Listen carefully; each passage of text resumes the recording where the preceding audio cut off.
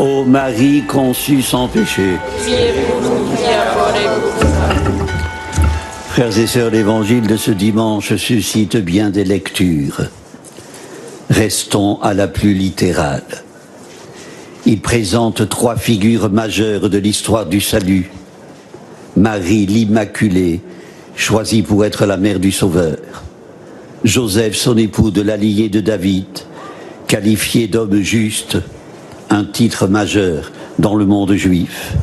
Et Jésus, le Fils de Dieu, lumière née de la lumière, vrai Dieu né du vrai Dieu, la Sainte Famille.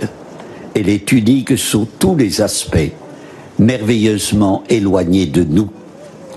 Dans l'épisode que rapporte Luc, Jésus, sur le chemin du retour, manque à l'appel.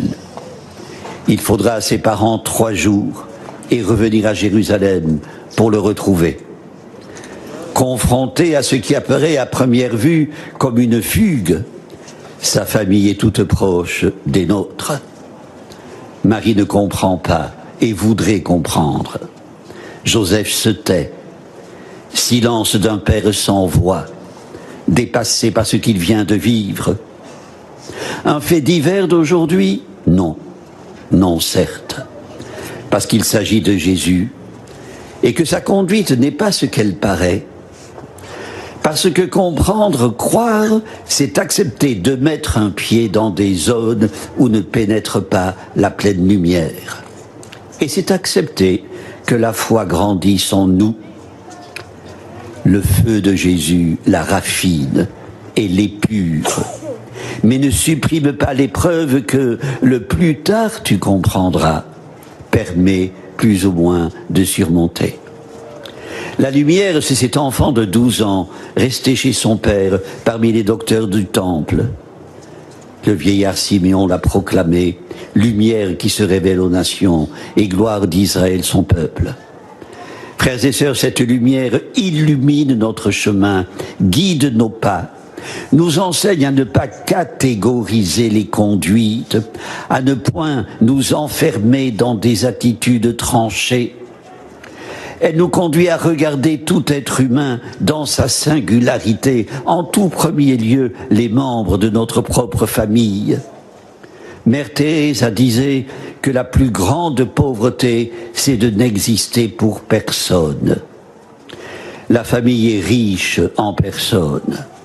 Elle est le lieu où le nouveau-né agrandit le cercle, découvre l'existence de chacun par rapport à l'autre. Le croyant apprend à y accueillir dans la foi le mystère que chacun porte en lui. Frères et sœurs, c'est le premier pas vers le respect. Cet attribut constitutif de la vie familiale, tant du point de vue humain que du point de vue spirituel, hélas, notre temps. Capable de performances spectaculaires dans des domaines très divers, notre temps s'avère démuni dès qu'il s'agit de cultiver le respect.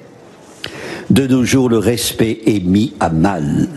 Nous ne savons plus nous respecter dans nos différences.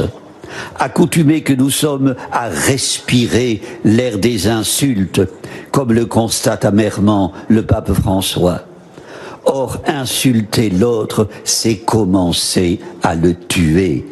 C'est le disqualifier, c'est lui ôter le droit d'être respectable.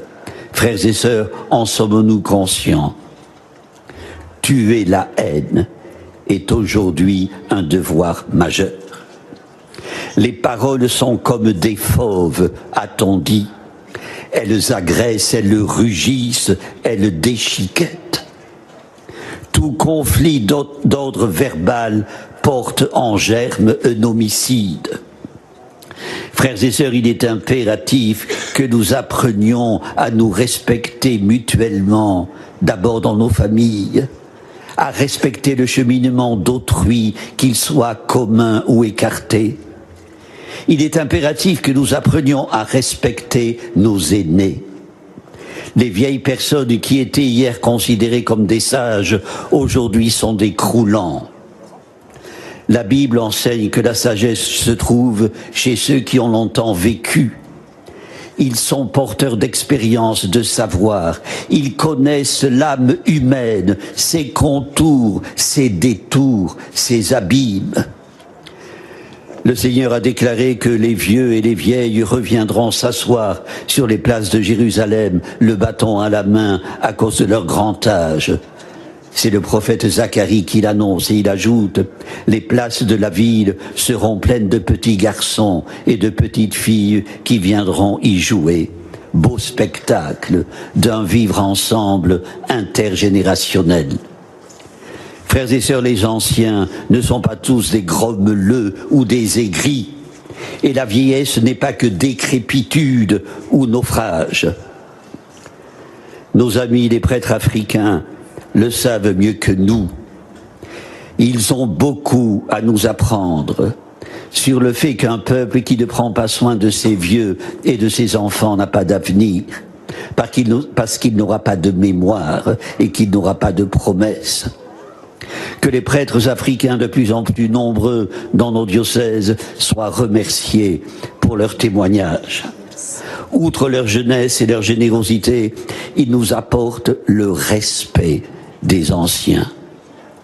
Puisse-t-il nous aider toujours davantage à découvrir les trésors d'humanité, d'expérience, de bon sens archivés chez nos aînés. Puisse-t-il nous apprendre que les respecter, ce n'est pas les marginaliser, ni cacher leur fragilité. En Jésus, Dieu s'est fait homme, il s'est fait finitude, solitude, solidaire des vieillards blessés et décrépits.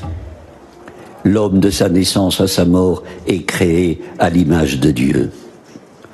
Frères et sœurs, en ce dernier dimanche de l'année, alors que nous nous préparons à entrer dans une année nouvelle, une année jubilaire, inaugurée aujourd'hui même dans tous les diocèses du monde, prenons garde à l'amertume, née des désillusions et des échecs que la vie a semés dans les cœurs.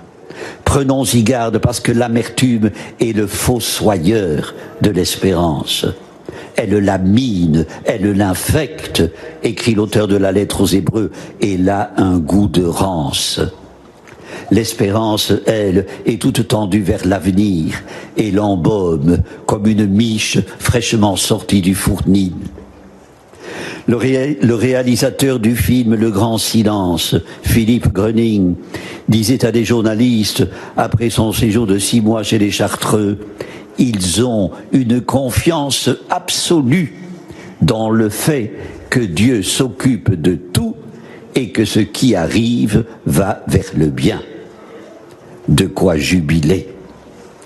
Frères et sœurs, qu'au seuil de l'année jubilaire, soit cette joyeuse espérance, fondée sur une confiance absolue, nous stimule contre le découragement. Réintégrons le respect en règles de vie, en normes de relations interpersonnelles.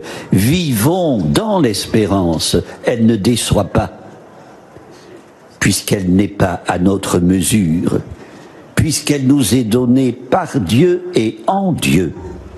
Demandons-la dans la prière. Ce sera mes vœux les plus chers pour la nouvelle année. Amen. Prions le Seigneur. Tu es venu, Seigneur, partager la vie quotidienne d'une famille. Fais-nous découvrir la richesse de ton amour. Donne-nous la force et la patience de construire, jour après jour, des liens solides. Par Jésus le Christ, notre Seigneur. Amen. Le Seigneur soit avec vous. Et avec votre esprit. Que Dieu Tout-Puissant vous bénisse, le Père, le Fils et le Saint-Esprit. Amen. Notre-Dame de Lourdes, Sainte Bernadette, ô Marie conçue sans péché, pour nous qui avons pour ça.